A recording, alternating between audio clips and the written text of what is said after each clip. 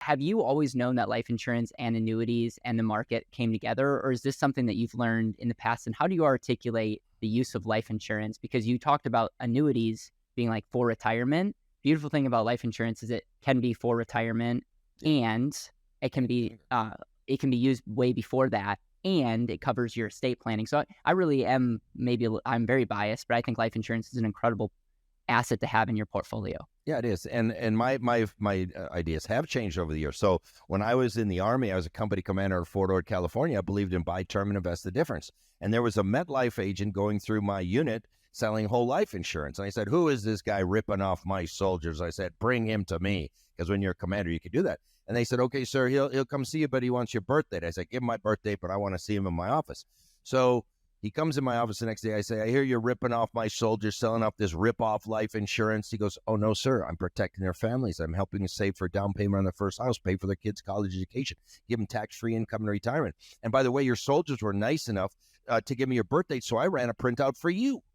And I said, let me see this piece of crap. Now, this was a 5-pay whole life. This was before the 7-pay test. That's how old I am. This was a 5-pay whole life. And I said, let me see this piece of crap. I said, okay, I pay this for 5 years. Then I don't ever pay again. I got all my cash back by the 6th year. My cash value keeps growing. My death benefit keeps growing. I go, why in the world would anybody buy term insurance if you could buy this? He said, oh, I don't sell much term. That's what I sell. I said, you get paid to sell this? He said, I get paid really well to sell that. I said, I could sell that. And that's how I got in the business, okay? And so I have learned over the years, and, when I was a brand new life insurance person, I was like 27 years old. I wish then I would have bought the $5 million whole life, but I waited till I was 50 to buy the $5 million whole life. My annual premium is $226,000 a year. And people would say, well, that's terrible. That's so expensive. And I said, no. You don't understand. With a whole life policy, it's not an expense. I get all that money. So I'm putting all this money in there, and it's growing, and I get dividends, and I get all this stuff. And when you realize that life insurance is not an expense, it's an asset on your balance sheet that does better than bonds, by the way, and have been proven that for the last 40 years, it's done better than bonds and will probably do better for the next 40 years. Use it as a bond substitute. I own almost no bonds whatsoever, none, because I have annuities and life insurance. Those are better bond substitutes than actual bonds. And then I can have stocks, and I can have real estate, I can have all this other stuff. But I have been on purpose moving my wealth to cash value life insurance, because we're $31 trillion in debt, climbing at $4 billion every morning. And taxes are going to have to go up a lot. For most of your listeners, are going to have to double. For some of your listeners, are going to have to triple. And I want to have switches that I can flip that will give me more tax-free income. That's why I'm in Roth IRAs. I'm in cash value life insurance. I think planning for the future tax increases is one of the most important things you can do. And so I'm fully on board the cash value life insurance bandwagon. And I stay out of the IUL versus whole life. I would spend, all my time in AAA mutual life insurance companies. I'm a whole life guy. Okay.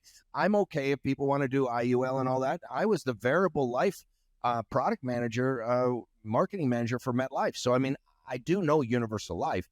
There are some weaknesses to universal life. There are some strengths. It's more flexible. There's all kinds of things you can do with it, but because it's more flexible, there's some dangers and risks to it too. So that's where I am on the life insurance spectrum.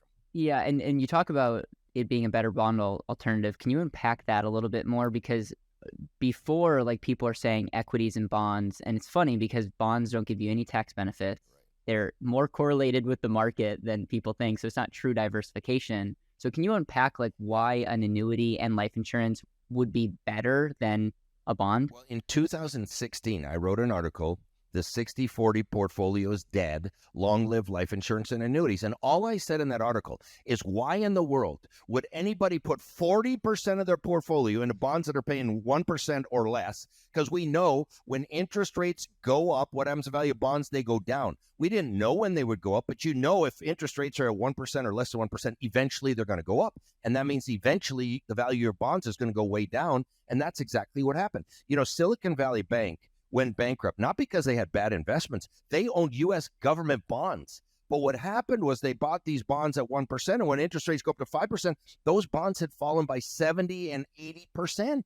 So my article was why I knew this would happen. I didn't know it would happen in 2022 or 2023, but I knew it was going to happen. I said, just move the money out of bonds, put it into annuities, put it into life insurance, because they're going to give you a better rate of return than 1% that you're getting in your bonds. And when interest rates go up, guess what? Annuities either go up or stay the same, and life insurance either goes up or they don't go down. And so why would anybody want to subject themselves to the risk that would just happen in last year? Last year was the worst year ever for bonds, ever. And so the 60-40 portfolio was broke. Now I'm reading Goldman Sachs says 60-40 portfolio won't work anymore. Now all these people, I was 7 years ahead of all that, you know? I love that, man. And it was because you thought differently. And my whole thing is, you look at a bond, it's like an or asset. It does one thing for you. It's a rate of return. And you look at something like life insurance, all the other benefits, including a permanent death benefit, which is an asset. Like, you're going to die and you have a permanent promise that's going to happen on your death. Like, there's all kinds of things that you can do. And bond's not going to pay when you're, in the nursing home or whatnot. So it's very interesting. And I'm glad that this conversation's happening, but I'm still shocked how few people are talking about this. And it's just one of those things where I think the more people understand that this is a benefit in the future, they're going to be more easygoing to say, okay, I'm going to get this while I'm 30 or 40 because of how this projects in the future. Well, Caleb, they say don't follow the masses because many times the M is silent. Yes. Yeah. Let that sink in.